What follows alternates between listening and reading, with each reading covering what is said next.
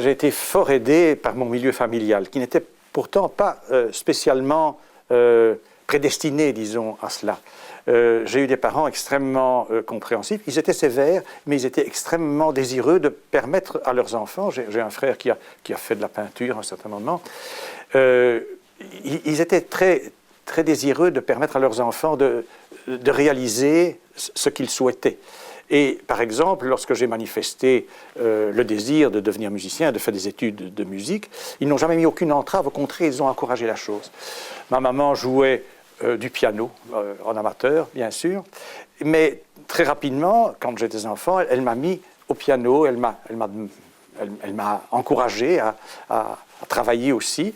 J'ai d'abord eu un professeur privé qui me faisait jouer de la musique de salon, vous savez, le beau Danube bleu, la prière d'une vierge ou je ne sais quoi, des choses tout à fait désuètes.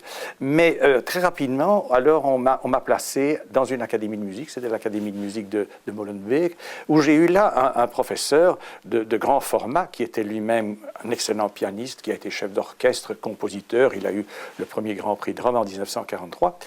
C'est M.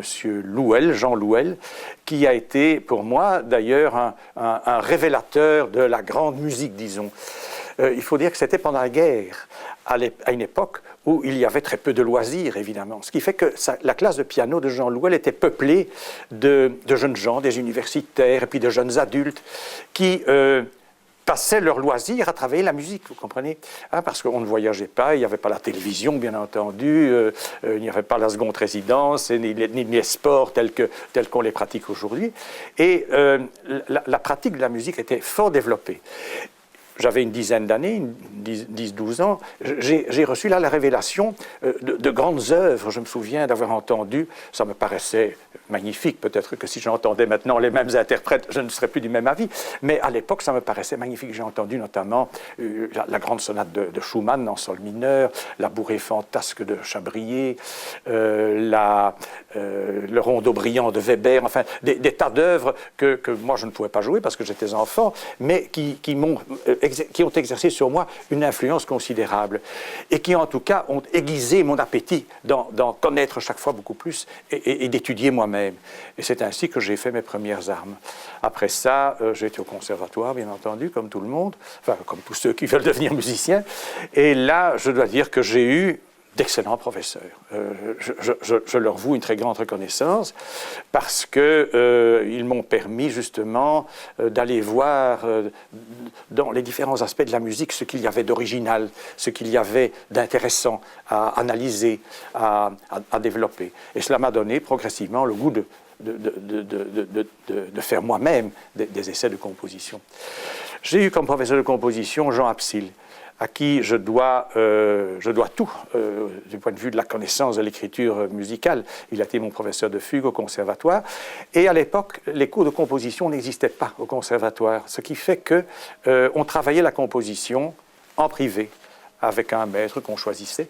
Et c'est ainsi que j'ai travaillé avec Jean Absil, qui m'a préparé à ce fameux concours dont j'ai parlé, le concours de composition, le prix de Rome, hein, que j'ai fait en 1959 et puis en 1961, où j'ai rencontré d'ailleurs des jeunes musiciens qui sont devenus mes amis et qui sont maintenant mes confrères, Jacqueline Fontaine, Paul Baudouin-Michel, Jean-Marie Simonis, avec qui justement nous avons commencé un dialogue extrêmement enrichissant sur des tas de questions artistiques, musicales bien entendu, mais pas seulement musicales, aussi sur les problèmes de l'art, sur l'évolution du monde. Enfin, vous savez, quand on a 25 ans ou 30 ans, on croit d'ailleurs pouvoir révolutionner le monde et c'est extrêmement enrichissant d'avoir ces dialogues entre jeunes. J'ai eu l'occasion aussi très rapidement de rencontrer quelqu'un qui est notre confrère maintenant, qui est Pierre Bartholomé, qui a été vraiment, durant toute ma vie, un compagnon d'une qualité exceptionnelle. Il avait 14 ans quand je l'ai connu, moi j'en avais 19. Nous avons fait une grande partie de nos études ensemble. Et nous avons surtout découvert avec émerveillement à l'époque ce qui étaient les classiques du XXe siècle, c'est-à-dire Stravinsky, Bartók, Prokofiev, Hindemith, et nous allions ensemble au concert et nous enthousiasmions pour toute cette musique qui était neuve à l'époque, bien entendu, et qui nous fascinait. Par après, évidemment, nous avons eu des orientations différentes. Je n'ai jamais eu beaucoup d'enthousiasme pour cette musique sérielle dodécaphonique qui était, après la guerre, qui est une sorte de modèle pour les jeunes compositeurs. En ce qui me concerne, j'ai toujours été assez réticent à m'incorporer dans ce mouvement, mais je dois reconnaître qu'avec l'âge, j'ai pris beaucoup plus j'ai acquis plus d'ouverture d'esprit. À 20 ans, 25 ans, en général, vous savez, on est assez exclusif, on est assez dogmatique dans ses affirmations. Et j'ai eu, je le reconnais, des prises de position qui, quelquefois, étaient excessives et que je condamne aujourd'hui. Parce que la vie m'a permis, justement, de m'initier grâce.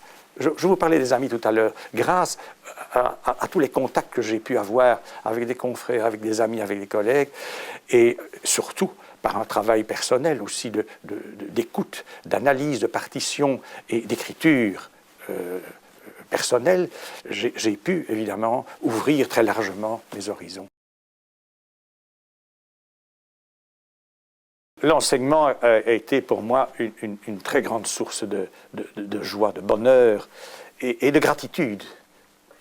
Alors, je sais bien que ça peut paraître assez paradoxal de dire ça, alors qu'un compositeur a pour vocation, avant tout, d'écrire de la musique. Et j'ai d'excellents amis qui ont sacrifié d'ailleurs une partie de leur carrière enseignante, une partie de leur carrière pédagogique, pour pouvoir précisément s'adonner totalement à la composition. Et ils ont d'ailleurs édifié une œuvre considérable et de grande qualité. Je vous avoue que je n'aurais jamais pu, moi, me passer de ce contact avec la jeunesse et de ce travail que j'ai pu réaliser, d'abord avec des enfants.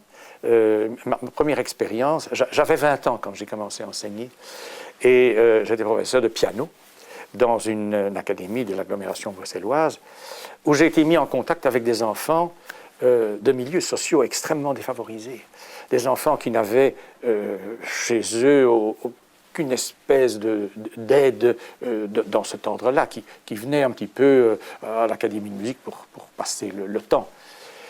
Et je vous assure que, bien sûr, il y a eu des échecs, il y a eu des difficultés comme partout, mais il y a eu des choses remarquables. Moi, j'ai des souvenirs d'enfants. Alors, l'expression que je vais employer est peut-être péjorative, et si je blesse quelqu'un, je le regrette, mais j'avais affaire quelquefois à des enfants de rue, de la rue, vous comprenez, qui arrivaient là et qui avaient certaines aptitudes, et en tout cas ce désir de bien faire. Et alors, c'était merveilleux de pouvoir travailler avec eux, de les initier progressivement à ces exigences, non seulement de la musique, mais d'un travail bien fait, de leur donner le goût du travail bien fait, d'une certaine forme de perfection. Et après 6 mois, 1 an, de les entendre jouer correctement et avec sensibilité un petit prélude de Bach ou un manuel de Mozart. Ça, c'est merveilleux, vous comprenez. C'est une première expérience. Bon, alors, il y a eu évidemment toute la carrière. J'ai enseigné pendant 40 ans exactement au Conservatoire de Bruxelles. J'ai enseigné le piano, l'harmonie, le contrepoint, la fugue, enfin toutes les matières théoriques. Et là aussi, c'était chaque fois une nouvelle expérience, c'était chaque fois se remettre en question, c'était chaque fois écouter aussi les attentes des jeunes.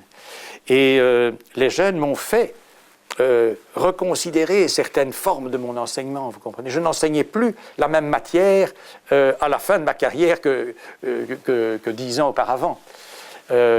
Et alors, ça m'a donné aussi l'occasion de découvrir de merveilleux talents.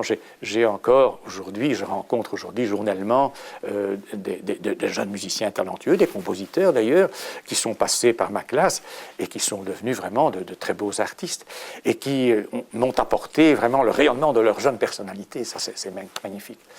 Et alors, le troisième aspect, donc, il y a eu l'Académie de musique, le conservatoire. J'ai été pendant près de 30 ans à la chapelle musicale Anne-Elisabeth. Là, c'était encore un autre niveau.